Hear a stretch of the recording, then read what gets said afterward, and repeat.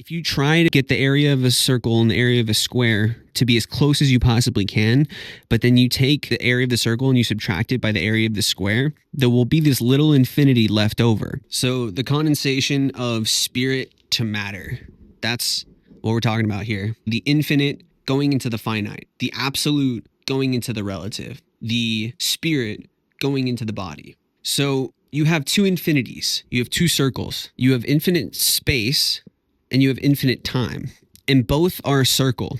And a circle is also a point. If you just zoom into a point, it becomes a circle. You can portray that geometrically as the pyramid, right? Like the point is the circle, and then it's being squared. So the pyramid is like a visual representation of squaring the circle. So then you have infinite space, and then you have infinite time. So you have two circles or 2 points. And so you have two pyramids. And so what happens when you square infinite space and you square infinite time, it creates space-time. So that's where you get the octahedron. So the square, the planar square in the octahedron, is what happens when you square infinite space and infinite time. So Aquarius is infinite space, which is the diamond in the sky. It represents the structure of existence, the crystalline infinite lattice spatial infinity, the multidimensional crystal, the diamond in the sky. Cancer is the diamond in the rough. Cancer is infinite time. If you think about how a diamond takes billions of years to make, but if time is infinite, then there's no progression. It's just time is time. So all diamonds that were ever meant to be made are already made. From the eternal times perspective, the diamonds represent little relics that are left over from eternity. They're sort of the little infinities that are squeezed out when you try to square the circle, when you try to make the formless into form. It's also like the womb, right? Eternal time is like the womb. And then also if you think about Capricorn being pressure, Capricorn is relative time, right? So Leo is relative space. It's like a solar system. Capricorn is relative time. So it represents like a lifespan, right? Like Capricorn is like old age.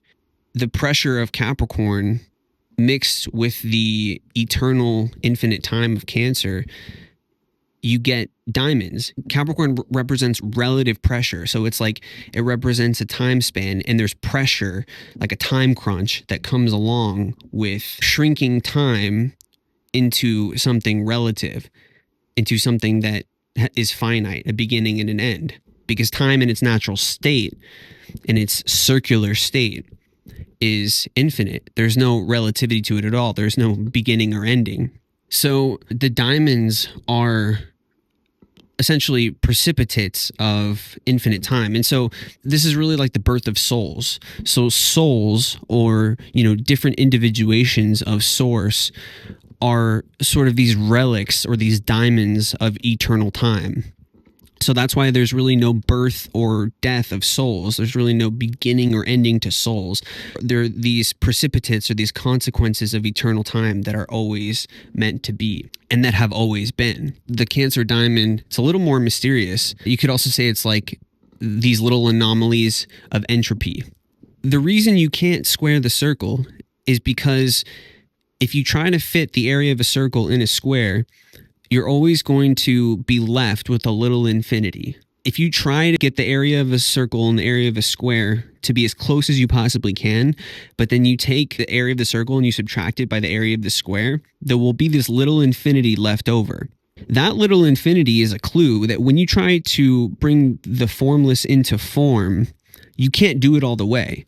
So bringing your spirit into the body, this body is not a complete representation of spirit. There's a little infinity left over. There's a little piece of you that couldn't fit in this body. There's a little piece of infinity that can't fit in this square. This octahedron is a geometrical representation of squaring the circle of infinite time and infinite space.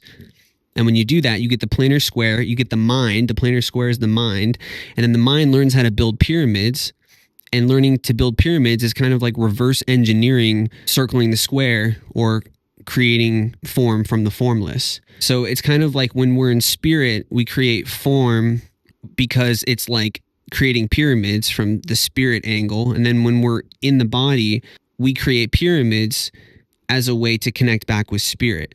So it's almost just like we're trying to circle the square from both vantage points. So that's really what incarnation is. And so each of our incarnations is sort of this, very personal lived experience of circling the square. You can go into this infinitely, but to me, I love the basics. If you can master the basics, then in a way you've kind of mastered the whole thing because it's all a fractal.